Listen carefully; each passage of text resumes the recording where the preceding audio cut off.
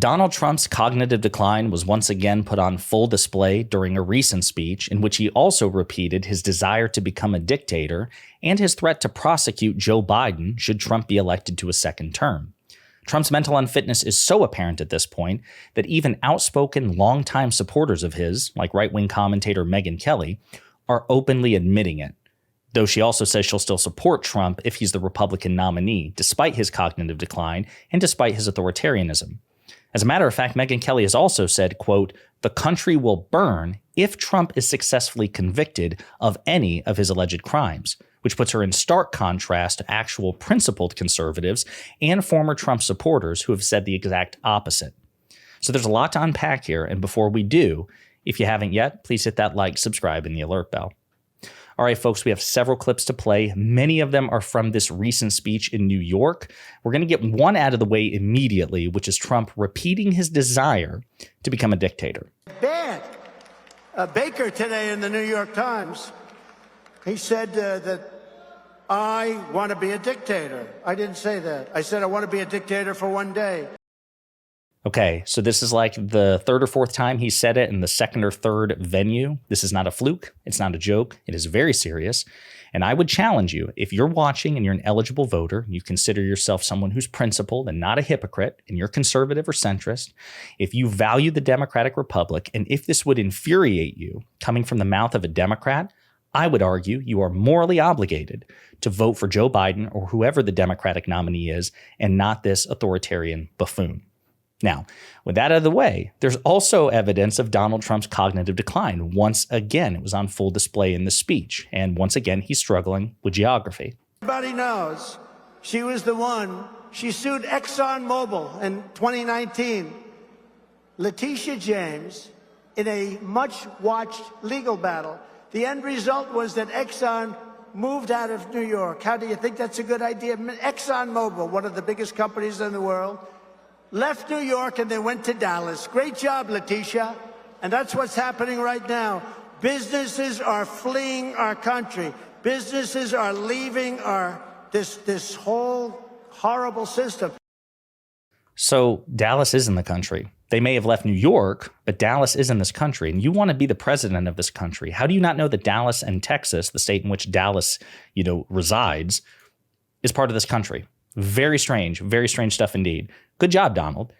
And again, this is so bad. His cognitive decline from this example and many, many, many others over the past 6 months is so bad that even Megyn Kelly, again, an outspoken Republican conservative who has supported Trump, even she's admitting to it. Do you think that Donald Trump has faded from where he was in 2020? Yeah, I do. Huh. I mean, I take him over Joe Biden any day of the week. Yeah. I don't think he's going to, fill out this term, never mind a second. But there's no question Trump has lost a step, or multiple steps. He is confusing Joe Biden for Obama. I know he's now saying he intentionally did that. Go back and look at the clips. It wasn't intentional. It was look, any of us could have a slip of the tongue, but it's happening to him repeatedly. The reference about how somebody's going to get us into World War II, confusing countries, confusing cities where he is. And it's happening more and more. With all due respect to Trump, this is what happens when you're 77 years old. Yeah. Trump seems inhuman, but he's not inhuman. He's a human. He's a man. DeSantis' line about Father Time spares no one was a good one. So, look, if it's between Trump and Biden, I don't think there's any question who's more fit and who's capable. But are we really going to pretend that Donald Trump is just as vibrant and mentally sharp as he was in 2016? Okay. So her analysis of Biden notwithstanding, that was pretty accurate coming from Megyn Kelly. I'm surprised that she had the temerity to openly admit it. Now, of course, the difference between Trump and Biden is that Trump, on his best day, even when he's not confused and even when he's not showing signs of cognitive decline, is still an idiot. And that's just not my opinion. That's the opinion of many high-ranking Trump officials and Trump campaign members, members of his cabinet, members, former White House staff and White House personnel, former chiefs of staff, people who say Trump's an idiot, a buffoon, a blowhard, someone who's profoundly uncurious and doesn't know what the hell he's talking about. Nobody says that about Joe Biden, Republican or Democrat. So even if both of these men have age-related issues related to cognition, Joe Biden is still experienced, has still pretty damn good judgment, and is still, educated and intelligent on matters of politics and statesmanship, making him vastly superior objectively to Trump. Now, with respect to a running list of Donald Trump's many gaffes and, again, the evidence of his cognitive decline, one handy list to have actually comes from an official Twitter page associated with Ron DeSantis' campaign, the DeSantis War Room. Hasn't been updated in about a month, but they have a long ongoing list. As a matter of fact, Megyn Kelly shows up in a couple of them, of Donald Trump's many gaffes and malapropers and things like that. And actually, as a matter of fact, before we go back to what I was going to show you, it's interesting, the contrast, because DeSantis on Twitter, in his campaign on Twitter, they talk all kinds of smack about Donald Trump, and rightly so, because he is an idiot in cognitive decline. And yet DeSantis himself, when he's on stage, he hesitates to go that far. This is a moment from the most recent Republican primary debate in which Chris Christie calls Ron DeSantis out for ducking that particular question. And Megyn Kelly also features in this because she's one of the moderators. So let's take a look. Isn't he just answer the question? The question was very direct. Is he fit to be president or isn't he? The rest of the speech is interesting, but completely non-responsive. And if we were in a courtroom, they'd strike the answer and say, Governor DeSantis. No, they you're wouldn't. They would say that you're a smart they would man. argue that No, they would. No, they wouldn't. They would Chris. strike the answer because you're not answering you it. Just is he don't fit? like, you is have he your fit? you have no. your thing. Is he you fit have or your isn't he? thing. No, I don't have my thing. We don't. He's the thing. Is we he do fit not or want isn't to he? do You're talking about him being 80 years old. It doesn't mean that somebody couldn't get elected. That's up to the people to Governor decide. DeSantis, let him we have an finish. opportunity to do No, somebody Governor who's in. DeSantis, let him finish. Ron, is he I think we have an opportunity to do somebody who is in the prime of their life. Yes. We don't have to worry about all this stuff with confidence. We can get it done, and we'll do it. I'm going to come to you. Finish. That's Megyn Kelly right there, just FYI. Look, Father Time is undefeated. I don't know how he would score on a test, but I know this. We have an opportunity to not. See, even then he won't answer the question. You can tell he's almost exacerbated and upset, nervous. Yeah, I don't know, Father Time, I don't know. But he won't answer the question. So he's really brave on Twitter, very cowardly when there's a camera in front of him over the same issue. Now, all of that had to do with Trump's cognition, okay? But there's another aspect of his authoritarianism which manifested itself in the speech, which is he repeated his threat to prosecute his political enemies. Let's take a look. Something that was not doable, but they've opened up a Pandora's box, and I only can say to Joe is be very careful what you wish for, because what you've done is a terrible thing.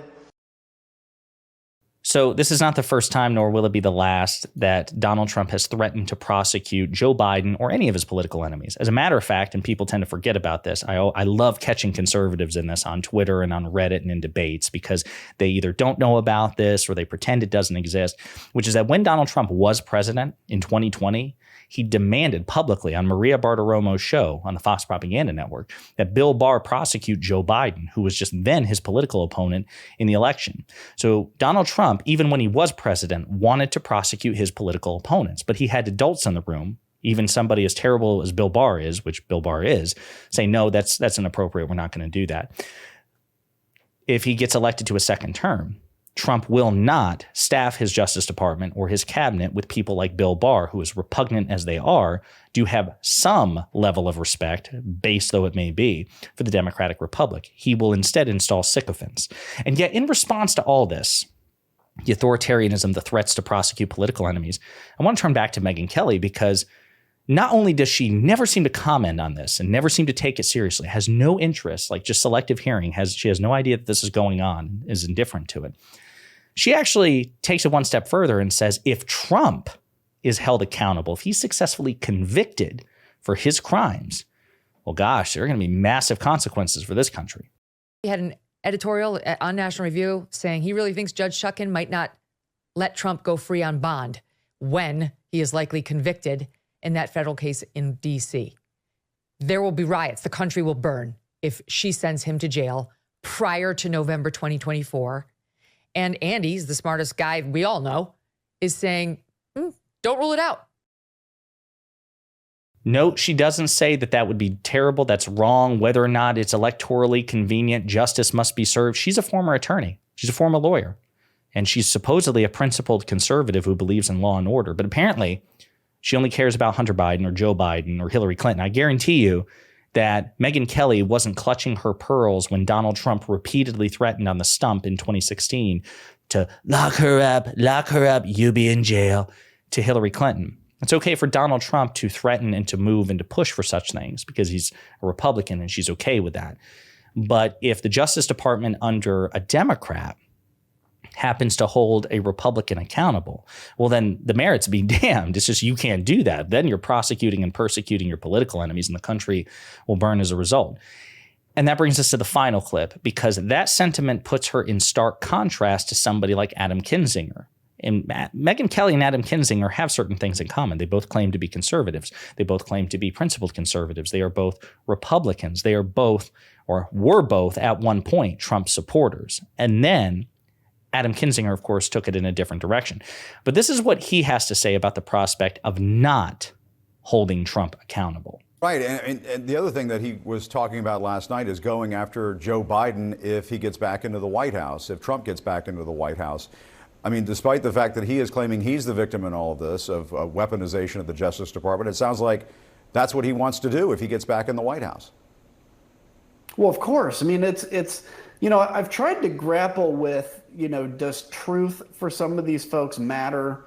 Do they care what the truth is or not? I think most Americans do. There may be a certain group in the base that doesn't, but here's the truth.